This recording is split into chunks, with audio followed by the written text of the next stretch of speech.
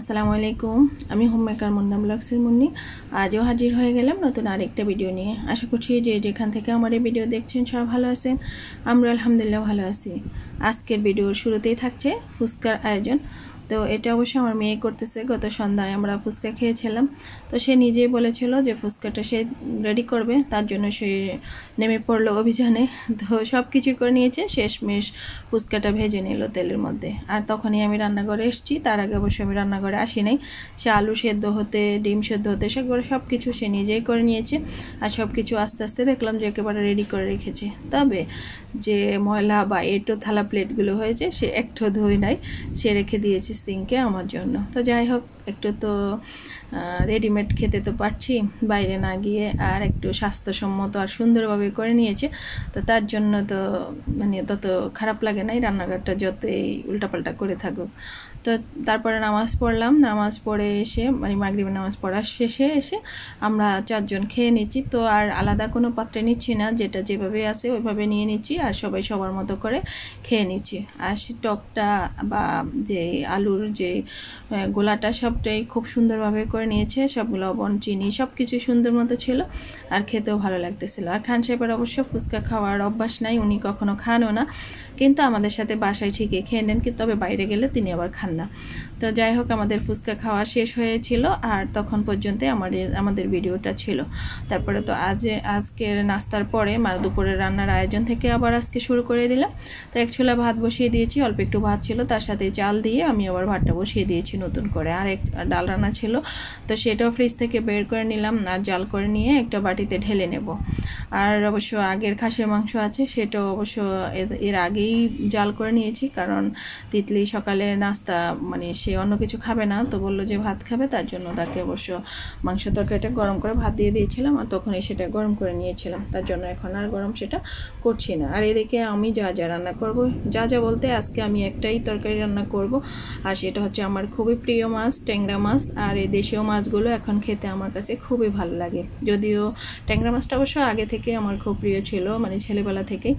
তো এখন তো বড় হয়ে গিয়েছি, এখন সব কিছু খেয়ে নেই, বড় বলতে বুড়োও হয়ে যাচ্ছি। তো এখন সব কিছুই অবশ্য খেতে চেষ্টা করি আর কি, যেটা অপছন্দ সেটা অনেক সময় খাওয়া হয়ে যায়। তো আমার প্রিয় মাছটা আজকে রান্না করব, আর ফাঁকে ফাঁকে আমি কিন্তু রান্নাঘরের কাজগুলো অনেকটাই গুছিয়ে নেব। আমার সেলফ বা যা যা আছে রান্নাঘরে সব কিছু একটু মুছে টুছে নেব। তো আশা করছি সে পর্যন্ত আমার সঙ্গে থাকবেন। আর একটা লাইক নিশ্চয়ই দিয়ে দিয়েছেন, আর যদি না দিয়ে থাকেন প্লিজ এখন লাইকটা দিয়ে দেন। আর এদিকে তো আমার মাছগুলো ভাজা হচ্ছে। তো এই প্যানটাতে আগে অবশ্য আমার ভাজাভুজির কাজটা হয়েছিল, তার জন্য এটার মধ্যেই আমি তেলটা কাপের মধ্যে কমিয়ে নিয়েছিলাম।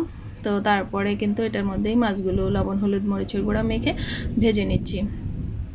তো একবারে তো হচ্ছে না, তো দুইবারে দিতে হবে। তো প্রথমবার এগুলো নামিয়ে নিয়ে দ্বিতীয়বার এগুলো ভেজে নেব।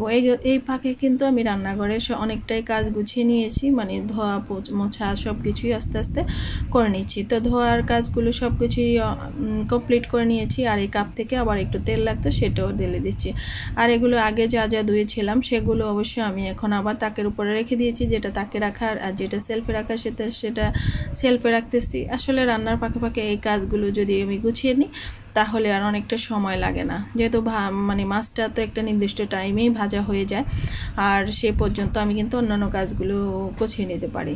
আর যে জিনিসপত্র যত বেশি হবে কাজ কিন্তু মানুষের ততই বেশি হয়। যেমন এই সেলফটা আমার আগে ছিল না, কিন্তু এখন হওয়াতে আমার কিন্তু এই কাজটা এখন বাড়তি হয়ে যাচ্ছে। তো মোটামুটিভাবে একটু যা যা রমজানে রেখেছিলাম সেগুলোই অবশ্য গোছানো হয়েছে, তবে এটা আমি অন্যভাবে গোছাবো, আর যখন গুছিয়ে নেব তখন অবশ্যই পুরোটাই আপনাদের সাথে শেয়ার করব। তো একটু পটপাটিগুলো যেগুলো আছে সেগুলো একটু গুছিয়ে নিচ্ছি। আর এদিকে মাছও কিন্তু আমার অলরেডি ভাজা হয়ে গেল, সেটা নামিয়ে নিয়ে এবার যেহেতু আলু আর টমেটো দিয়ে রান্না করব তাই আলুটাকে একটু ভেজে নিচ্ছি। আর অন্য চুলা কিন্তু আমার ভাতটা হয়ে যাচ্ছে। আর এদিকে পেঁয়াজ টমেটো সেটাও কেটে রেখে দিয়েছিলাম, তবে এই সেলফটা আবার এখন একটু ঝেড়ে নেব, তার জন্য এখানে যা যা ছিল তা আবার সরিয়ে নিয়েছিলাম। তো এই লবণের পটগুলো আমি কিন্তু চেঞ্জ করব আজকে, অবশ্য 2টা পট আনিয়েছিও।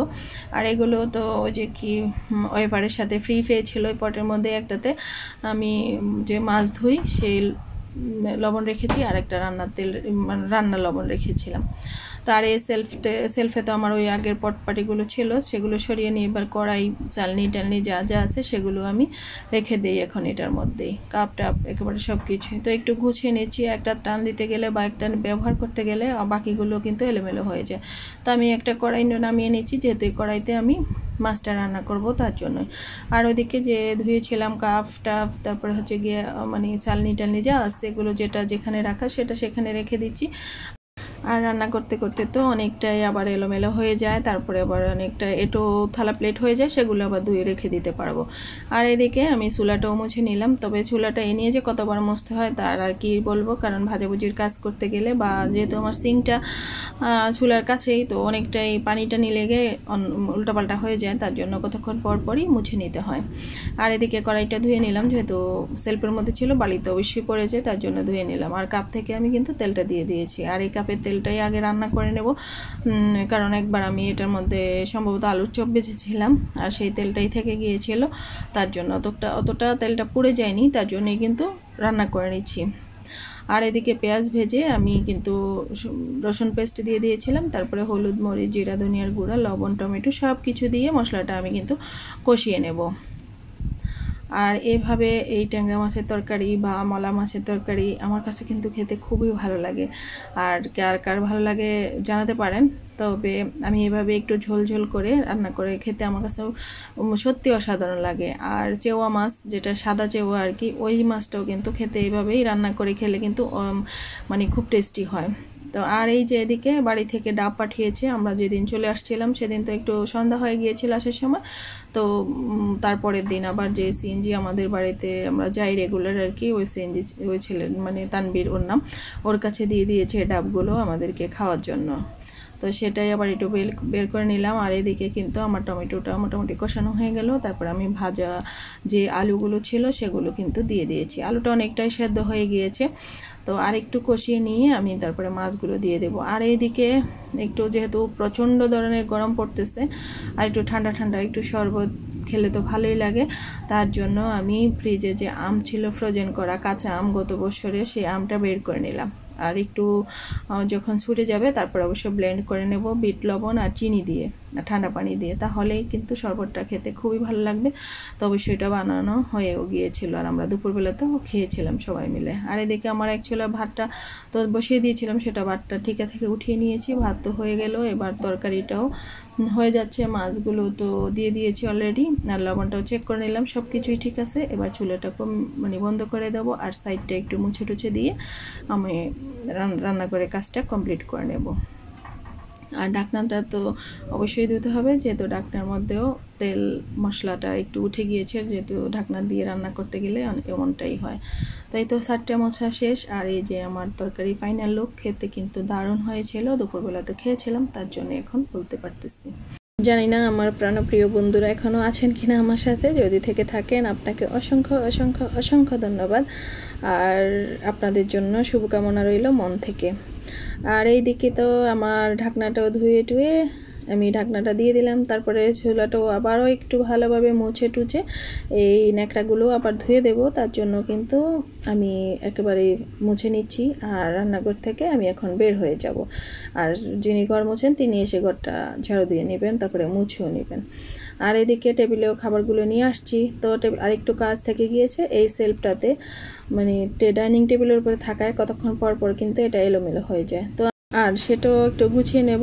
আর পানি লাগবে কি না সেটাও দেখে নেব। দেখলাম যে গত রাতের বেলা অবশ্যই আমি গাছের মধ্যে পানি দিয়েছিলাম, তার জন্য এখন আর পানি লাগবে না, তাই একটু মানে গুছিয়ে টুছিয়ে রেখে আমি এখান থেকে চলে যাব। তারপরে চলে আসলাম কি বলে বেসিনের সামনে, তো এখানেও ক্যাকটাস আছে, আর এটা থেকে কেবল মানে ওরা কি ইচ্ছে করে এগুলো মানে তুলে ফেলে বা ছিঁড়ে ফেলে না কিনা আমি জানি না, তবে এটা কেমন যেন ভেঙে ভেঙে যাচ্ছে কিছু কিছু অংশ। আর এদিকে মানি প্ল্যান্টের গাছের এই যে পাতা একটু নষ্ট হয়ে গিয়েছে, তো সেটা একটু ছিঁড়ে দিলাম। আর এই গাছটাও কিন্তু আমার মরে গিয়েছিল প্রায়, তো সেটাও কেমন মাশাআল্লাহ এখন তরতাজা হয়ে গিয়েছে, তার জন্য তো আমার কাছে খুব ভালো লাগতেছে। আর এই যে রান্নাঘরের দরজায় এই গাছটা লাগিয়েছিলাম, এটা অবশ্য মাটির মধ্যে, এই গাছটা খুব সুন্দর করে উঠেছে। যদি আমার এখানে পানি দিতে একটু সমস্যা হয়, তবে এই কাজটা এখন খান সাহেব করে দেয়, নয়তো আমি মোড়ার উপরে দাঁড়িয়ে তারপরে পানি দিয়ে নিই।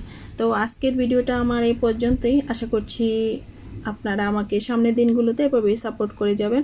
তো সবাই ভালো থাকবেন, সুস্থ থাকবেন, নিরাপদে থাকবেন। আল্লাহ হাফেজ, আসসালামু আলাইকুম।